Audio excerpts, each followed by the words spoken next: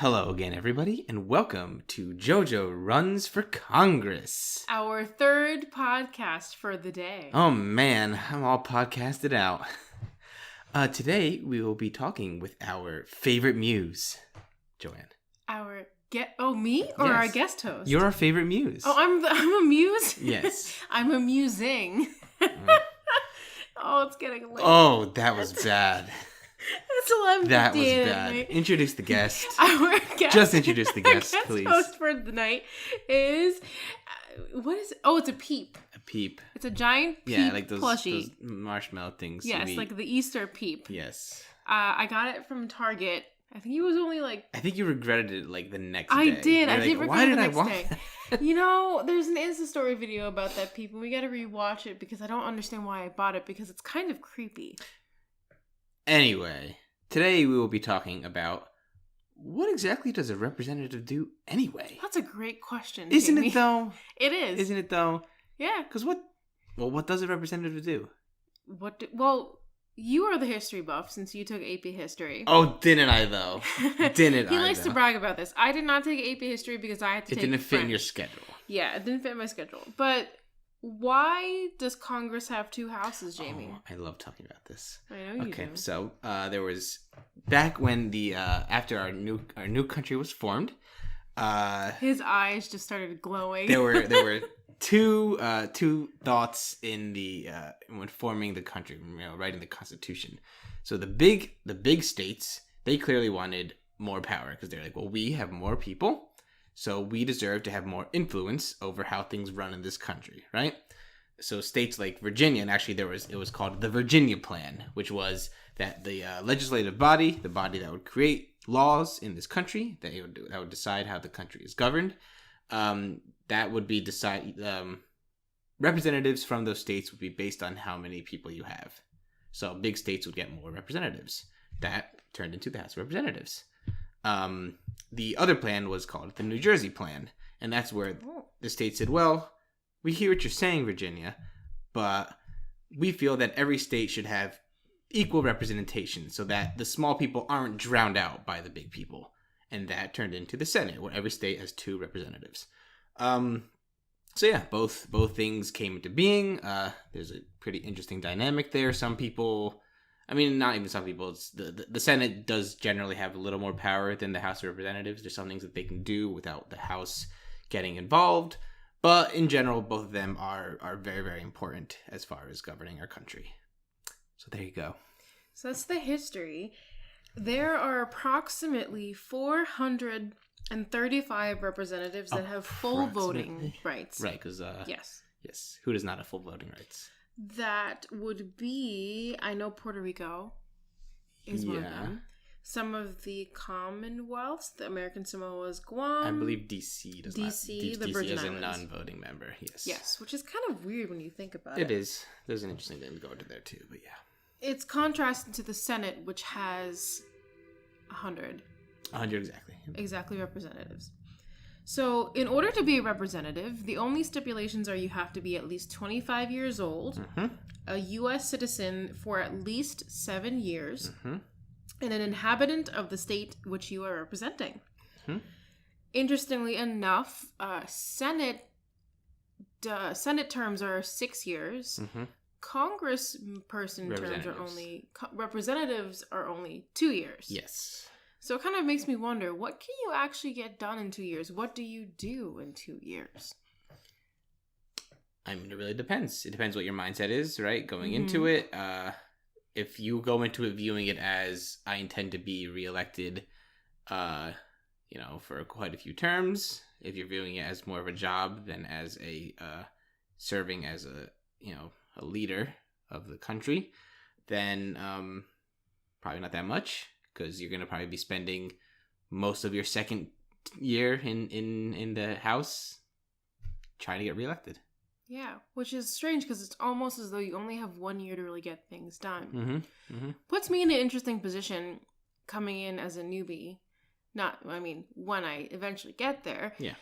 And it puts it into perspective how you choose to advertise your campaign, I guess. If your term is for 2 years, what are you going to get done in those 2 years? So I have a plan. Oh.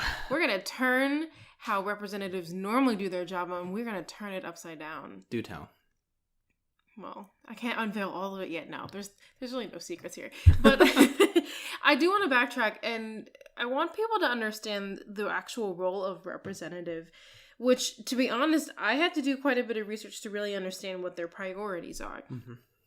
They really, when you vote in Congress, you're voting, in my eyes, it's mostly about money, where money's going to go, what money's going to do. Yeah, that's the thing. Congress controls the purse strings of the country. Mm-hmm. And because money determines the priorities. Mm-hmm. Because you can write a law saying that we are going to do this, but if you don't have any money behind it, you're not really going to do anything. Because money is what can actually change policies and procedures. Mm-hmm.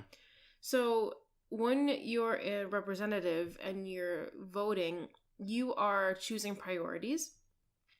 And you're also working on legislation through the various committees that you work on to bring to the table to be voted on. Yes. So it's important that your representative really understands your district and what your district needs, because when they're sitting in these meetings and at these committee hearings, it's their job and their responsibility to speak on behalf of the district. Right. So how are you going to turn it on its head? How am I going to turn it on its head? Okay, well, first of all, I really value the people that actually live in the district and their voice. Yeah. And obviously your job as a representative is really busy. Sometimes you're scheduled, according to this fun fact on this .gov, house.gov website, sometimes the schedule is down to every 5 minutes. Wow. I don't anticipate being that busy, but one of the things that you can do is institute kind of like it's almost like a shared governance structure, which again, I'm borrowing from nursing, mm-hmm. where you have systematic leadership in place, like working with you to make sure that everyone has access to getting their voice heard. Mm-hmm. Really, my most important goal is to have a town hall every single month. Yes. If not once a month, twice a month. Yeah. The benefit to being relatively close to Washington, D.C. is that when you spend a couple of weeks there, you spend a couple of weeks back in your district. Right, because how long is it for us to get there? Like 3 hours? Yeah, 3 hours by train. Yeah. 4 hours by driving, depending on traffic. It's nothing. It's not that bad. But I would have the benefit of being able to be in the district and going around and meeting people mm-hmm. and listening to their stories and seeing how legislation that's being voted on and legislation that's already been rolled out is actually playing out in practice. Okay. Which is super important. Yeah. It's kind of similar to how if you're going to try to improve patient satisfaction in a hospital, you can't do that without involving the bedside nurses who are actually doing all the work on the ground. Okay. So town halls, frequent town halls, it's just as important for me to be in DC as it is for me to be on the ground here, literally still knocking on doors saying, hi, I want you to be able to know who I am mm-hmm. so that you can understand and trust that I value your opinion. Because I think actions and how you actually show up in terms of a leader makes just as much of an impact than how much money you raise and what you do and you say. So my first point is town halls. Second would be to really, use what I know from public health and grassroots organizations to form a community-structured leadership that has made volunteers from the community and identify community leaders and stakeholders in the community to make sure that they are the people that bring issues to the table and raise flags when they need to be raised and aren't afraid to speak up when they need to. Yeah. Obviously, you can't prioritize everybody's problems at once. Mm-hmm. So it does fall upon me. My job, my responsibility, I carry the onus of, keeping on top of all the facts and the statistics and everything and helping to decide what the priorities will be. Yeah. And I take responsibility for that because I'm the one that ultimately is speaking for everybody.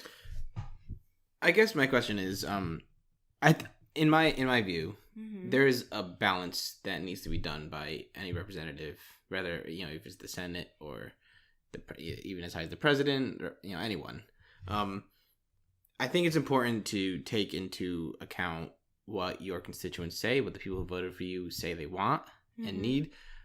I also think it's the job of the elected official to really weigh if what they are saying they want is what's best, right? For who? For them, for the constituents. Mm-hmm. Because they may think they want something, but maybe that's not viable, or they just might not know all the details. I mean, so I don't think you can just totally take into account what they say and just that's automatically what you support, right?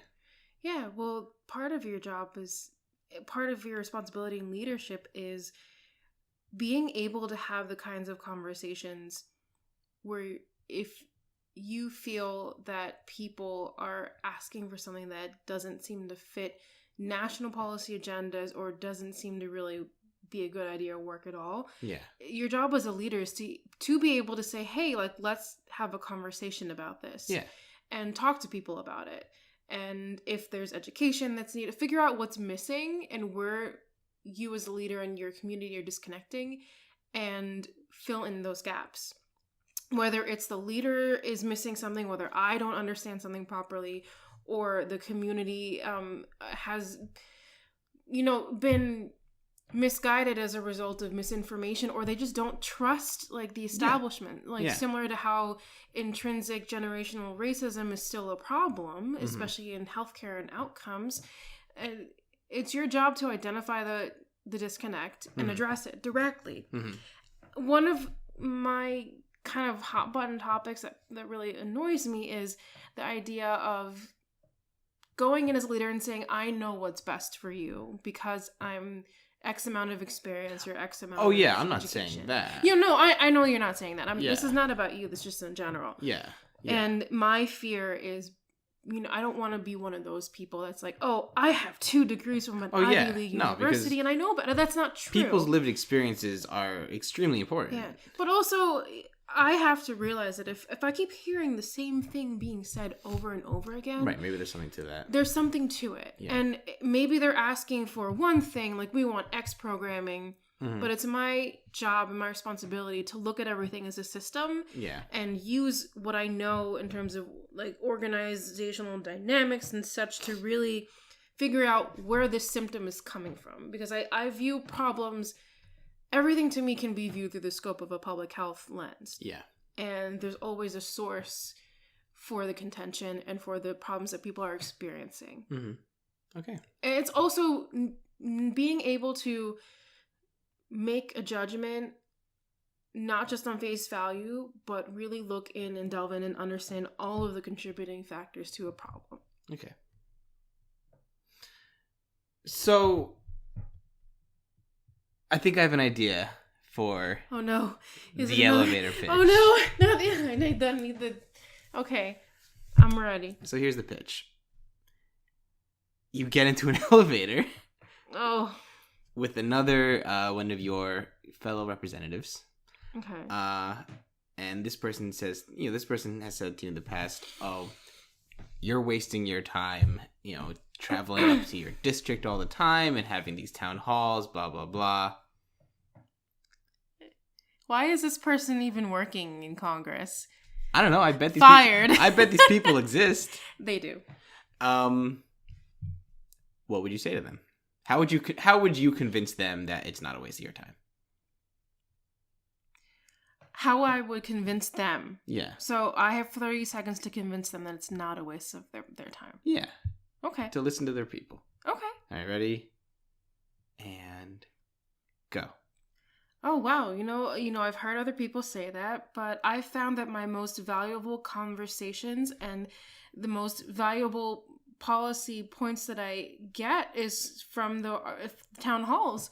Because when I actually have the experiences and the stories to back up the statistics, it makes for a much more powerful, constructive argument. Okay. I think that works, right? I mean, that's your... Yeah. That sounds like you. That from I've known you a very long time. Have you, though? I mean, how long now? Since I was 13. Yeah, so like 14 years? Yeah. Wow. Oh, that is a long time. Oh my gosh. Is that half of my life? Yeah, more than half your life. We are such different people then. Anyways. Anyway, but no, like I know when what you're saying is like is truly comes from you. It's not some like rehearsed line. Mm-hmm.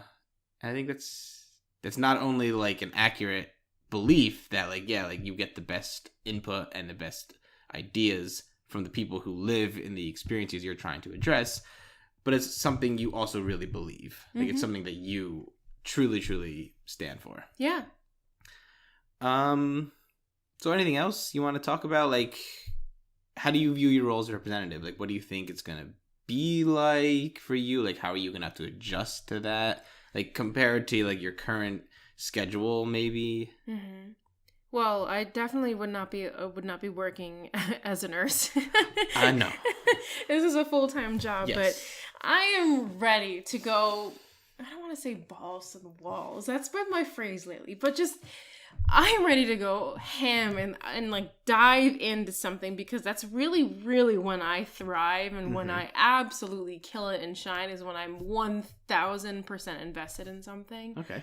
And I think that my term would be very different from a lot of other people, because I would be so involved, and probably more so than other people have been. And people may criticize me and say it's too much, or you're going to burn out, or you're going to wear yourself down. But what people don't realize is that I literally live for this. This is what sets me on fire and makes me feel alive. It is this whole thing. And what exactly about it? Just knowing that you can really you can actually really impact people and change people's lives for the better. Because I don't believe I could do anything else with my life but help other people. And that sounds so stupid and cliche when you say it like that, but why? It's what gives me life. It's what makes me want to get up in the morning. And I don't think it's cliche. I hope not, because it sounds weird. Like when you say it, people are going to be like, oh, do you really mean that? But I don't know. It just, it makes me happy. Well, and I want to be happy. And what makes me happy is helping other people. So, yeah. I don't know what point I wanted to make. But I'm realizing, though, through this conversation that so much of what I want to do and what I'm saying really does come from nursing. Yeah. From being involved. I mean, if you think about it, nursing, the healthcare, a hospital is its own little country. And they're always trying to make changes. And thankfully, I've been working in a place that is very, very like involved and really believes in leadership, really believes in supporting people that are on the front lines. And it makes such a difference in terms of getting things done and being effective. Because if you don't support everybody beneath you as a leader, you're not doing your job in my eyes. So I'm definitely way more than qualified for this than who? Than people may say that I am, because I don't have experience. Absolutely. And I'm not afraid to be different, because I have to do this my own way, in the way that to me feels right. Yeah. And I'm not... Different is good. Different is not bad. I'm not afraid of criticism. I openly accept and welcome people's opinions and criticism. But ultimately, at the end of the day, I do have to be able to go home and sleep at night and sleep peacefully. I don't know how some people in Congress... or how some people in government go to sleep at night. Right? I don't know how they're not haunted by their decisions. How do they not have terrible, terrible nightmares? They roll around in their piles of money. Maybe money buffers you from nightmares, does Probably, it? Right? I don't know what that's like. Because I'm sure as hell haunted by my credit card and student loan debt. But yeah, that's really all I wanted to say on that point. Yeah. Well, I think that that's a good place to step off for the night. I don't know if we're going to do a fourth episode. No, I think it's time to wrap it up. I feel like everything is getting slow, and I don't Hold like on, slow. I'm going to sneeze. You've been trying not to sneeze I've been seeing it in your face. I stopped it. I stopped to sneeze.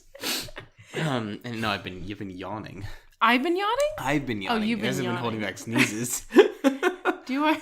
Okay. No, you don't bore me. It's just, I don't know. I got up early, and we've been doing 3 podcasts all throughout the day. It's funny, like we had the first one like very early in the morning. The second one we did right after eating, so we're feeling pretty good.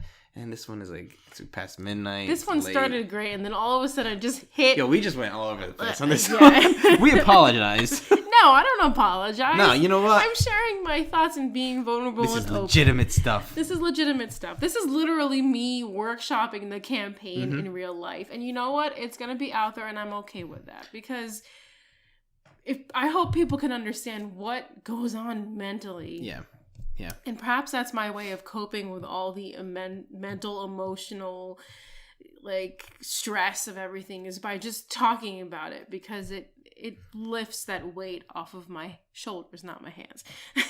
Are you sure? Yeah. But yeah, I think that's it for today.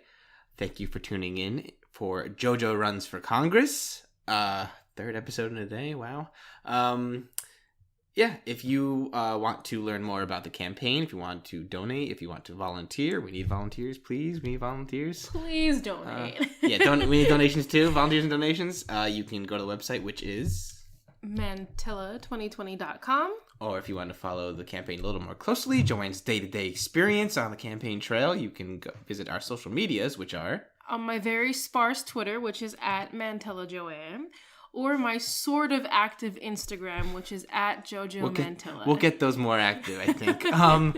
Oh, yeah, and I forgot to say, this is a daily podcast, Mondays through Friday, video and audio, blah, blah, blah, blah, blah. You know the drill. It would be kind of weird if people tune in starting this episode, right? Probably, yeah. Right? I would think you would start from the beginning. They're short episodes. Listen to everything. Watch the beginning. Listen to everything. Rate us. Is that a thing? I don't know. Rate and subscribe. Hit the bell. YouTube. I don't know. I've always wanted to say it. Can someone throw some sponsorships? Sponsorships? What are you talking about? You know, we could use a little bit of money. Shut up. This isn't for the money. Wink. Oh, we're so tired and loopy now. I know. Anyway. Oh, yeah. So if you guys had any thoughts about what you'd want to say to Joanne at a town hall, things you want to talk about, definitely tweet at us. If you are not in PAO2, but you want your representative to have a town hall, harass them on Twitter. Absolutely. Because town halls are a good thing, and some people don't do them. And it's bad. Naughty, naughty, naughty. I'm so tired. All right, anyway, it's time for us to sign off now. Thanks for tuning in, and we'll talk to you soon. Have a good night. What a campaign. Bye-bye.